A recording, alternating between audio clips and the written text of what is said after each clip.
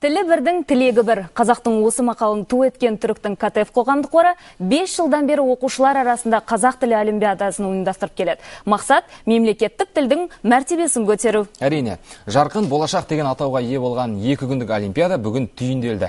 Еліміздің білім және ғылым министрлігінің қолдауымен өткен байқауда өзге ұлт өкілдері қазақшаға қалай екендіктерін байқатты.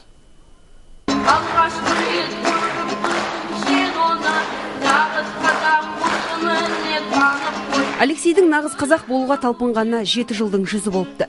Керекулі көрен домбыра үйірмесіне алғаш 6 жаста барған екен. Сонан бері орыс баласының адал досы да, сырласы да осы қазақтың ұлттық аспабы. Домбыраның үнін оңай күй айтқанда мен демалам.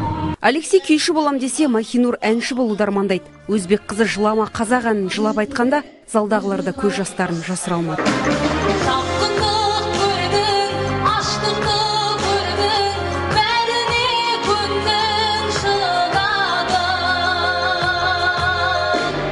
Талай нәубетті бастан кешкен қазақ халқының тағдыры оқушылар шырқаған ән, төккен күймен мәнерлеп оқылған өлеңге арқау болды. Аудандық, облыстық олимпиадаларда үздік деп танылған 160 өрен республикалық байқауда шығарма жазып ғылыми жобаларында қорғады.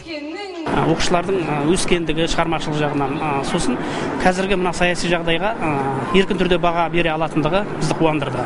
Өте жақсы шығармалар түсті. Тілші әдебиетшілер, әнші бұлбұлдар, жас ғалымдар, сөз шеберлері мен жазушылар номинациялар бойынша 100-ден жүйрік шыққандарды бүгін Фариза Оңғарсынова бастаған зиялы қауым өкілдері марапаттады. Алексей 2-ші орынды қанағат тұтты. Ал 1-ші орын демденген Махинур сынды 11-ші сыныптың 16 оқушысына Сүлеймен Демирел университетінің гранты тапсырылды.